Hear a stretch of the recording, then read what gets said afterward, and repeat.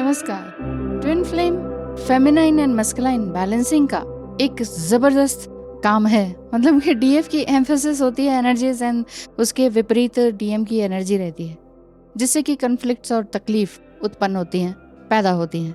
सच्चाई तो यह है कि हम सभी अपने अंदर मस्कुलाइन और फेमिनाइन एनर्जी दोनों ही कैरी करते हैं।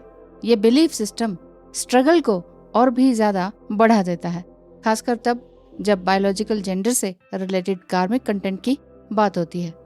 कई ट्विन फ्लेम्स अनजाने में हैं कि उनके कॉन्फ्लिक्ट्स और हर्टफुल एक्सपीरियंसेस कलेक्टिव ह्यूमन कार्मिक कंटेंट से जुदा हैं, जिससे कि उन्होंने अपने सिस्टम में अब्सॉर्ब किया है। समझाना यह जरूरी है इस समय में कि ट्विन फ्लेम्स दो शरीर में एक आत्मा मानी जाती है। आत्मा के दो टुकड़े नहीं होते हैं, लेकिन माना जाता है। अनकंडीशनल लव इसी को ही कहते हैं। नेगेटिविटी जो आपके अंदर आती है जिंदगी में, हर एक इंसान के अंदर, उसे दूर करना ही ट्विन फ्लेम जर्नी का प्रथम कर्तव्य है, फर्स्ट रिस्पॉन्सिबिलिटी है। हमारी आत्मा हमें हमारे अंदर ही डीएम एंड डीएफ एनर्जी को बैलेंस करने के लिए पुश करती है। जब से आपको पता चलता है ट्विन फ्लेम जर्नी में आप हैं, जब से आपको पता चलता है कि ये ट्विन फ्लेम जैसी कोई चीज का वीडियोस ये क्या है, क्यों बोल रहे हैं ये सारे लोग इस तरह के, तो इस तरह से अवेकनिंग 2000 से तो शुरू हुई है, 2020 से भी मतलब शुरू हुई है, और 2023 ट्विन फ्लेम्स के बीच एक इस तरह का अट्रैक्शन एंड नॉलेज को लेकर आएगा। इस वीडियो में हम आगे और जानेंगे कि किस तरह से हम स्पिरिचुअल इनसाइट्स लेते हुए, किस तरह से अच्छे एक्शंस लेते हुए ट्विन फ्लेम्स के बीच में एक आंतरिक समन्वय तक पहुंचा जाए। आंतरिक समन्वय यानी कि हार्मोनियस यूनियन हमारे अंदर अपने आप में ही कैसे हो जाए। हर एक डिवाइन फेमिनाइन एनर्जी ये कह रही है कि मेरा डिवाइन मस्कुलाइन कब आएगा। जब ये सवाल खत्म होगा तो जरूर आएगा। सच में ये बात तो है। नंबर 1 यही बात कहूंगी कि सबसे पहले ये कदम उठाना सबसे जरूरी है कि आप एक नए जीवन में आ गए हैं। आपको ये नया पता चल गया है जिसमें कि कोई उम्र, जाति, कास्ट, क्रीड कुछ भी नहीं बिलोंग करता। ट्विन फ्लेम जर्नी में कुछ बिलोंग नहीं करता कि आप कौन सी जाति के हैं, किस उम्र के हैं, स्त्री है, पुरुष हैं, दोनों ही स्त्री हैं, दोनों ही पुरुष हैं, क्या हैं। कोई जजमेंट इसमें पास नहीं होता। इसमें कोई बिलीफ सिस्टम डिसबिलीव नहीं रहता है, कोई रुकावट नहीं रहती है। बस एक प्रेम रहता है, एक काउंटर पार्ट। हमें मालूम होता है कि बस ये मेरा काउंटर पार्ट है, बस यही तो है, बस इसे ही तो ढूंढ रहे थे, बस ये चीज है। लेकिन जब वो एक 5D का कनेक्शन, वो एक प्योर पायस अनकंडीशनल कनेक्शन को आप जबरदस्त रूप से, जबरदस्ती 3D वे में पाना चाहते हैं, वहां गलत हो जाता है। हाँ, आप कहेंगे कि अच्छा तो फिर क्या करें, फिर अब हमें पता चल गया तो दिस एंड दैट, ये सब कुछ जजमेंट्स हैं, ये सब कुछ 3D लेवल की बातें हैं, ये सब कुछ ईगोज हैं, ये सब कुछ माइंड आपका गेम खेल रहा है। आपका माइंड आप ही के साथ गेम खेल रहा है। ना मैं आपको कुछ गलत बोल रही हूँ, ना कोई और आपको कुछ गलत कहानियां सिखा रहा है। आपका ही माइंड है जो आपके अंदर ही उलझा हुआ है।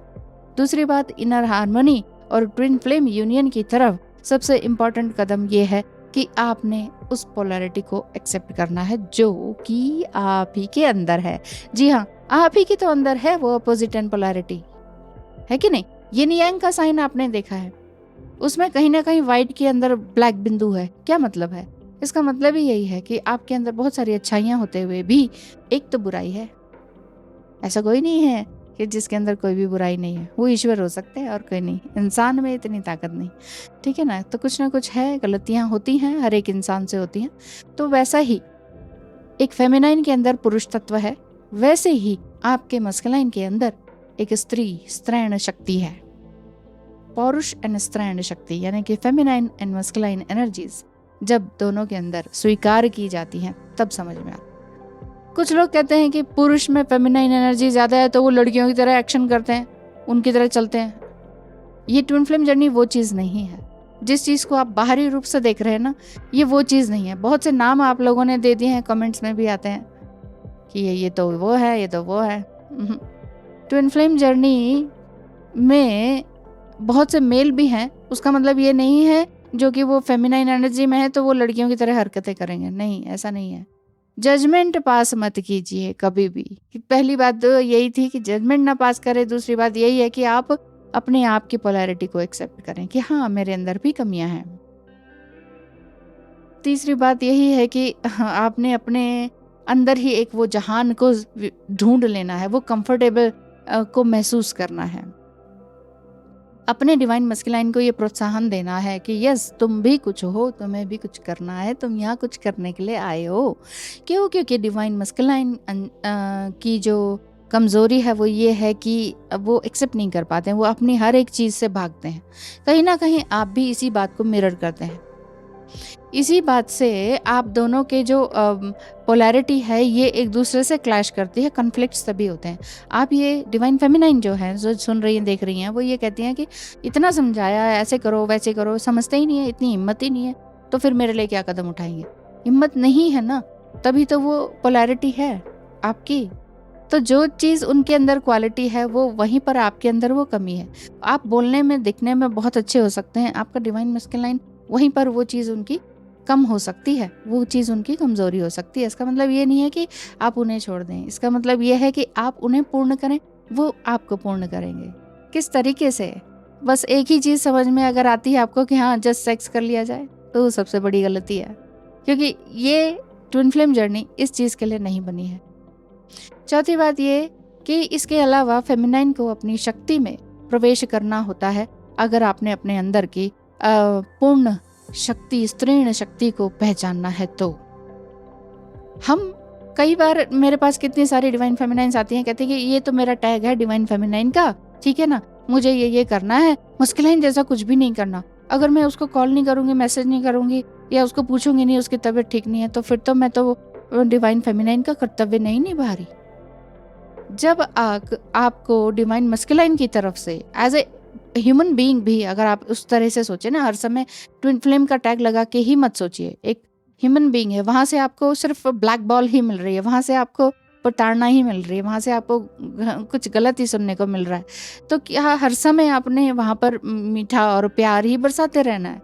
नहीं, टिट फॉर टैट कभी कभी करना पड़ता है। कुछ लोग इस बात से सहमत नहीं होंगे, क्योंकि उन्हें यही लगेगा अभी भी कि नहीं, डिवाइन फेमिनाइन ऐसी नहीं होती हैं, डिवाइन फेमिनाइन तो हमेशा प्योर रहती हैं, डिवाइन फेमिनाइन तो हमेशा बिछी रहती हैं। ओह, बिछे रहना कोई क्वालिटी नहीं है, बिछे रहना क्वालिटी नहीं है। अपने लिए काम कुछ नहीं करना तो फिर वो कोई क्वालिटी नहीं है। हमेशा रोते रहना या फिर विक्टिम मोड में रहना वो कोई क्वालिटी नहीं है। क्वालिटी वही है कि आपके अंदर डिवाइन फेमिनाइन एंड मस्कुलाइन दोनों ही चीज़ों का समावेश हो, संबंध आपका अपने आप से म्यूचुअल हो, तभी तो जाके आपका अपने डिवाइन मस्कुलाइन के साथ बहुत अच्छा हार्मोनियस यूनियन हो सकता है। DMDF बैलेंस करने की बात के लिए आगे मैं और ये बात करूंगी कि अपने आप की पोलैरिटी के प्रति आपके काउंटर पार्ट का जो है, वो जो उनका अप्रोच है, उसको भी आपको समझना होगा, उसको स्वीकार करना होगा। जैसे कि आप अपने अंदर की मस्कुलिनिटी को भी स्वीकार करेंगे, अपने अंदर के रिजेक्शन को भी स्वीकार करेंगे, अपने अंदर की कमियों को स्वीकार करेंगे, सेम उसी तरीके से आप अपने डिवाइन मस्कुलाइन की कमियों को भी स्वीकार करेंगे। क्यों? क्योंकि डिवाइन मस्कुलाइन जो इस समय में इस एज में सामने इन आंखों से आपको दिख रहे हैं, इसके पीछे भी तो कारण है। उनका इस तरह का व्यक्तित्व बनने का क्या कारण है, वो चीज़ आपको देखनी पड़ेगी। टैरो, एस्ट्रोलॉजी या समथिंग कुछ और सिंपल गाइडेंस बुक करानी है, बात करनी है, बहुत सारी बातें शेयर करनी है, 1 घंटे तक की बात है, तो आप ज़रूर से ज़रूर जो ये स्क्रीन पे दिखाए नंबर है, इस पर कांटेक्ट करें ताकि बात हो जाए। ठीक है, अब हम आगे बात बताते हैं कि अगर आपका मस्कुलाइन ट्विन रनिंग स्टेज में है तो इसका कारण आपके बचपन में किसी फीमेल या फेमिनाइन फिगर से जुड़ा हुआ हो सकता है, जो कि आपको अबंडेंट या कंट्रोल्ड महसूस करवाती थी।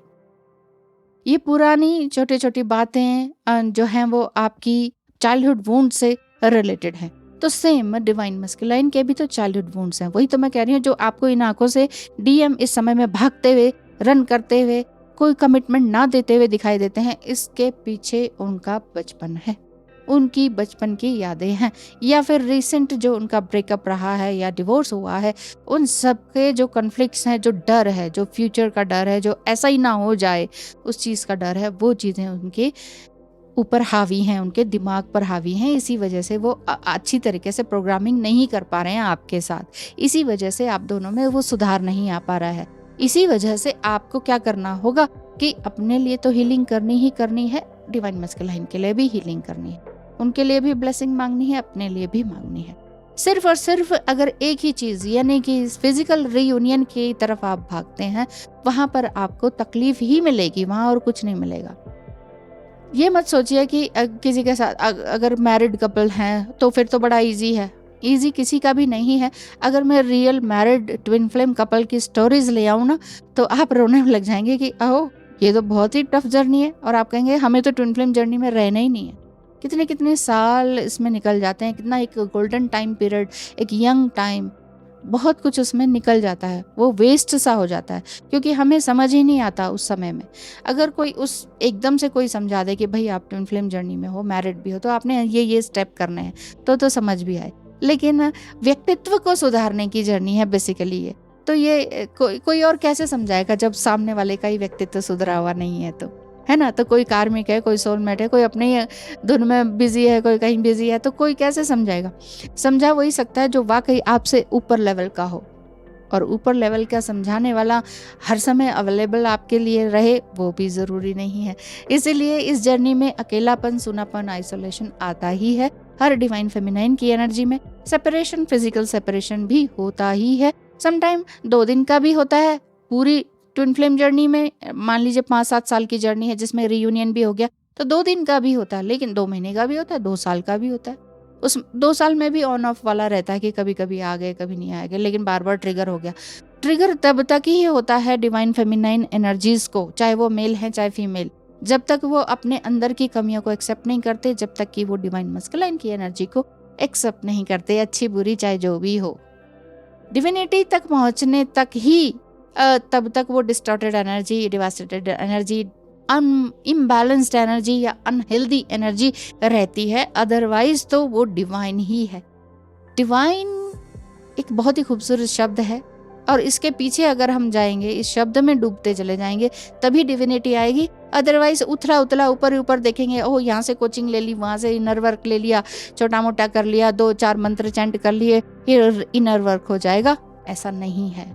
इनर वर्क पूरे जीवन का एक बुक है जिस पर आप खुद ही बुक बन जाते हैं, तभी आप एक बुक लिखने लायक बन जाते हैं, क्यों, है ना। तो यह है कि आपने DMDF की एनर्जी को बैलेंस अपने अंदर ही करना है। सबको सब कुछ समान समझना है, स्वीकार करना है। दुख आए तो दुख में खुश रहें, क्योंकि दुख भी हमेशा रहने वाला नहीं, हर समय चेंज होता है, हर एक समय चेंज होता है। तो दुख भी तो जाएगा, तो सुख आएगा। सुख है तो उसी में उलझे मत रहें कि हाय सुख आ गया, अब दुख ना आने पाए, भगवान जी दुख ना आने पाए। दुख तो आएगा ही। हाँ, सुख और दुख आता जाता रहेगा सारे जीवन में। जिनकी एज 80 की है, उनके एक्सपीरियंसेस को सुनेंगे तो समझ में आएगा कि वाकई जीवन में हर किसी के सुख और दुख रहते हैं। तो स्वीकार करते चलिए, सबसे अच्छा तरीका है एक्सेप्ट एवरीथिंग, है कि नहीं। आई होप आपको वीडियो पसंद आया होगा। अगर पसंद आए तो लाइक कीजिए, शेयर कीजिए, किसी को दिखाना हो, समझाना हो मेरे थ्रू, इस वीडियो के थ्रू, तो आप ये वीडियो को शेयर कर सकते हैं। Thank you so much. नए हैं, सब्सक्राइब अभी आपने किया है तो बहुत बहुत धन्यवाद है, और अगर जस्ट वीडियो पर नए हैं तो सब्सक्राइब कर दीजिए। धन्यवाद, नमस्कार, मिलते हैं नेक्स्ट वीडियो में।